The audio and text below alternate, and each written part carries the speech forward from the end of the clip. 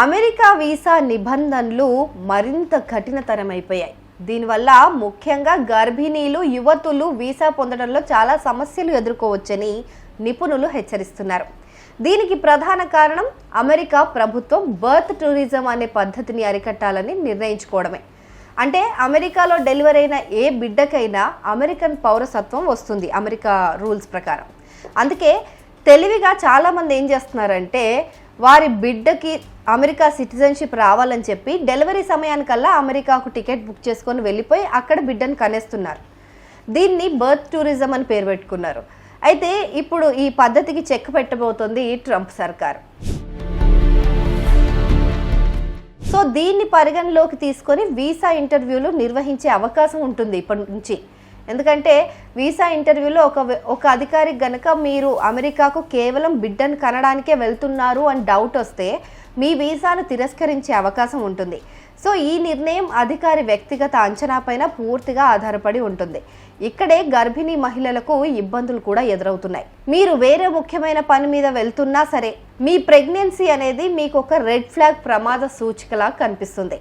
దీంతో మీరు బిడ్డను కనడానికే వెళ్ళడం లేదని నిరూపించుకోవాల్సిన బాధ్యత మీపైనే ఎక్కువగా ఉంటుంది. ఇక యువతులకు కూడా చాలా కష్టమే ఈ రూల్స్ మారడం వల్ల. ఈ నిబంధనలు కేవలం గర్భిణులకు మాత్రమే కాదు, యువతులకు కూడా ఇబ్బందులు సృష్టిస్తున్నాయి. ఎలా అంటే గర్భవతి కాకపోయినా కూడా ఒక యువతి ముఖ్యంగా ఒంటరిగా ప్రయాణిస్తున్నా, కొత్తగా పెళ్ళైనా లేదా గతంలో తక్కువ ప్రయాణాలు చేసి ఉన్నా ఆ అధికారికి గనక అనుమానం కలిగే అవకాశం ఉంటుంది. సో దీన్ని సమాజ ఆధారిత అంచనా అంటే డెమోగ్రాఫిక్ అజంప్షన్స్ అంటారు. సో దీని వల్ల నిష్పక్షపాతంగా ఉండాల్సిన వీసా ప్రక్రియలో ఒక రకమైన పక్షపాతం వచ్చే అవకాశం ఉందని నిపుణులు అంటున్నారు. ఇలాంటి తిరస్కరణలను కోర్టులో కూడా ప్రశ్నించడం చాలా కష్టం. ఇక మీ దరఖాస్తును కాపాడుకోవాలంటే మీరేం చేయాలి?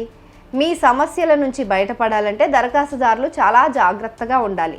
గర్భిణీలైతే ప్రయాణానికి సురక్షితమని చెప్పే డాక్టర్ లెటర్, డెలివరీ తేదీకి ముందే తిరిగి ఇండియాకు వచ్చేస్తాము అని చూపించే పక్కా ప్రణాళికను మీరు సిద్ధం చేసుకొని ఉండాలి. మీ ప్రయాణానికి సంబంధించిన పూర్తి వివరాలు అంటే tour plan, hotel bookings, flight tickets ఇవన్నీ కూడా ఇండియాలో మీకున్న బంధాలు అంటే ఉద్యోగం, కుటుంబం, ఆస్తులు, మీ ఆర్థిక స్తోమతను రుజువు చేసే పత్రాలు ఇవన్నీ సిద్ధంగా ఉంచుకోవాలి. ఇక ఇంటర్వ్యూ సమయంలో అధికారి మీ ప్రెగ్నెన్సీ గురించి అడిగితే కంగారు పడకుండా నిజం చెప్పి మీ ప్రయాణ ఉద్దేశం ఏంటో స్పష్టంగా నిశ్చయంగా చెప్పడం మంచిది.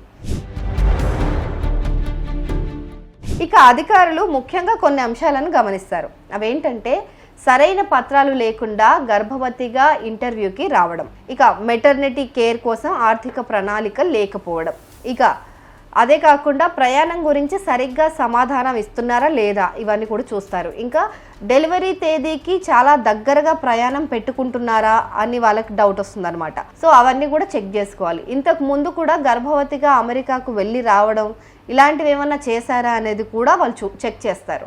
సో ఈ కారణాలతో వీసా తిరస్కరణకు గురైతే కనుక దాన్ని అప్పీల్ చేసే అవకాశం కూడా ఉండదు. ఎందుకంటే అది కంప్లీట్గా ఆ ఆఫీసర్ పర్సనల్ ఒపీనియన్ పైనే ఉంటుందన్నమాట. సో ఆ ఆఫీసర్కి డౌట్ రాకుండా మీరు నిజం ఎంతవరకు స్పష్టంగా చెప్పగలుగుతున్నారు అనేది చాలా ఇంపార్టెంట్.